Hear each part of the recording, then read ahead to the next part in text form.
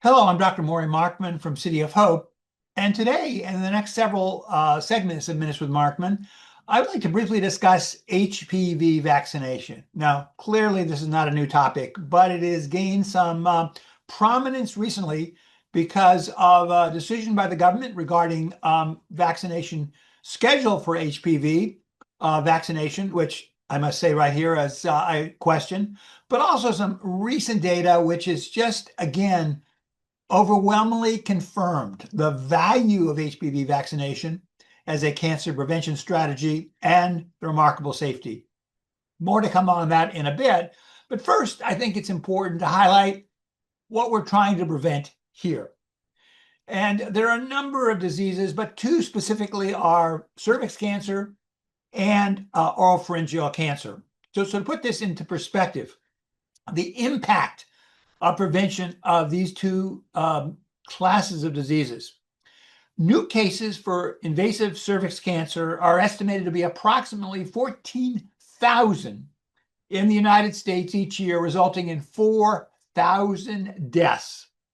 And worldwide, it is estimated there'll be more than 600,000 cases of invasive cervix cancer diagnosed, leading to 350,000 deaths. Let me repeat that number, 350,000 deaths per year, a staggering figure. Now, it has long been known, incredibly elegant work over multiple decades of the association of cervical dysplasia and various degrees of cervical dysplasia and the subsequent development of cervix cancer, clearly leading to the groundbreaking work that led to screening strategies, specifically the pap smear. And of course, there have been other tests that have come along with this. However, new cases of cervix cancer and deaths continue to occur every year in the United States. And worldwide, as I said, many more deaths, and these screening approaches are difficult and costly. It is well established, of course, that a variety of therapeutics, curative surgery, radiation therapy, can cure this therapy in a high percentage, this disease in a high percentage of cases. And even in the advanced stages, the metastatic disease, recurrent disease, we have increasingly effective treatments, including immunotherapeutics. But let's not understate for a moment the morbidity associated with these treatments, as well as the mortality associated with the disease, particularly in the advanced setting.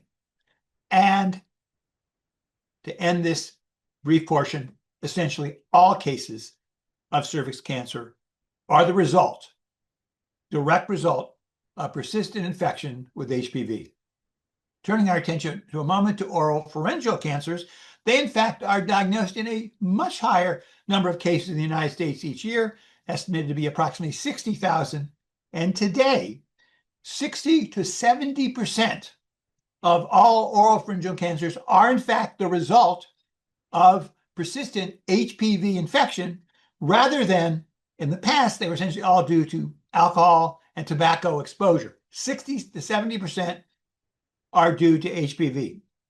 Again, treatment for this group of malignancies can be very effective, but are associated with considerable morbidity, cost of the therapies, and mortality. The point I'm trying to make here is that HPV is associated with cancers that represent a substantial public health concern.